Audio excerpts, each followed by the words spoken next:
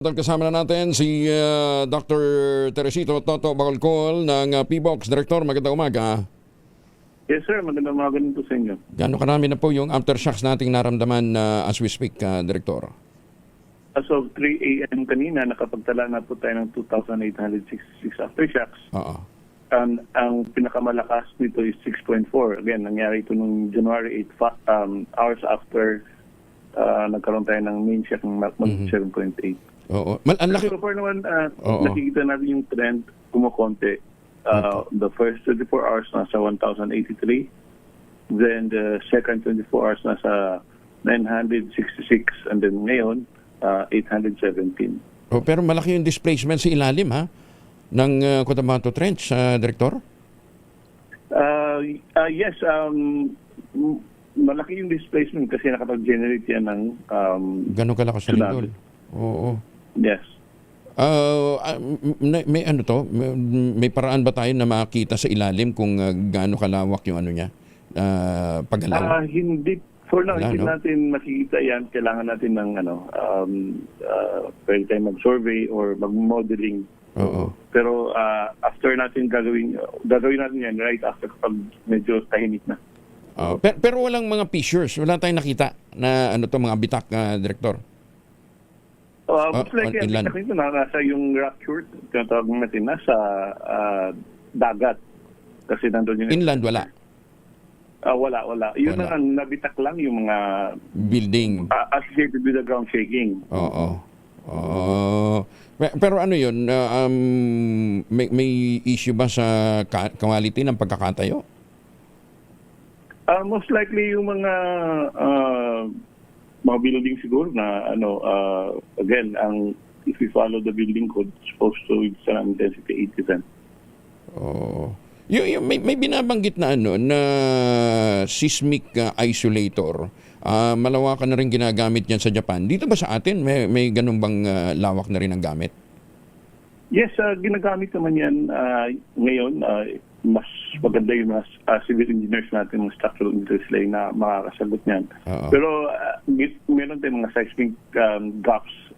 Yun yung ginagamit niya ngayon sa kapag naggumagawa sila ng mga buildings. Oo. Pero yung mga nag-collapse talagang dapat ano na yan, no? There's no way to rehabilitate it. Dapat i-collapse na talaga yan. Kung totally nasira na, yes, dapat siguro kailangan ng i-demolish na and then pagtayuan ng, yung pulido. Pero anong klase bang lupa ng Cotabato? Nitong naapektuhan? Itong Sarangani, itong Jensan, lime yan? Limestone? Mukhang hindi ako familiar kung ano yung mga dyan. But I think maraming dyan, lalo na sa Jensan. Galing sa mga ignimbrites kasi may vulkan dyan na malapit. Oo, yung Mount Matutum. Ay, hindi, Mount Parker. Ano bang malapit? Anong malapit na vulkan? May Parker. Mount Parker, di ba? Oo. Mount Parker. So, kapag galing sa airport, nakikita mo makakapal na mga adobe. Di dapat matigas yung lupa. That's right.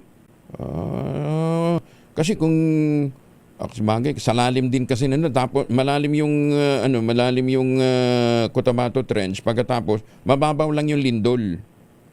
Yung tumama. Okay. So, gaano pa katagal itong mararamdamang mga aftershocks, Director? This would probably take several weeks to several months. Ang calculations natin dito, kasi on the first 24 hours, nasa 1,083. So, sabihin natin 1,100. On the 10th day, mga around 100 na lang yan, 100 to 200.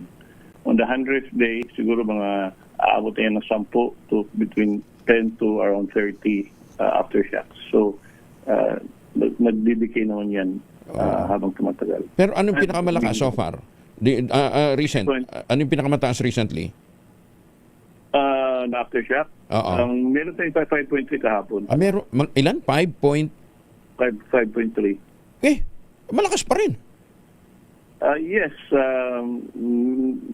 medyo malakas pa rin. Pero again, ang in-expect naman kasi natin is 6.8. Hindi, pero anong instrumental? Yun yung maximum. Anong instrumental intensity ho nun, Director? Intensity 2. Intensity 2 na lang. Even Oo. yung 6.4, intensity 3 lang yung Nararamdaman lang but it will not cause damage, di ba?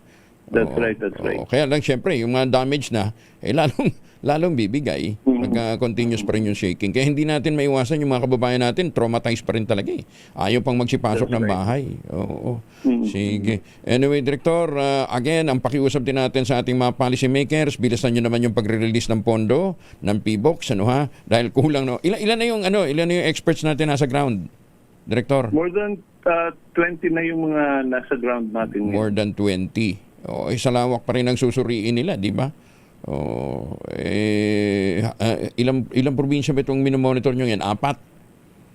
4, 4 na probinsya, di ba? Oo. Sige, Director, thank you. Ingat po kayo. Mangungulit din ho tayo sa ating DBM. I-release na yung pondo nyo, ano ha? Dahil kulang pa rin ho hanggang ngayon. Oo. Director, thank you ha. Ingat po kayo. Magandang umaga. Maraming salamat.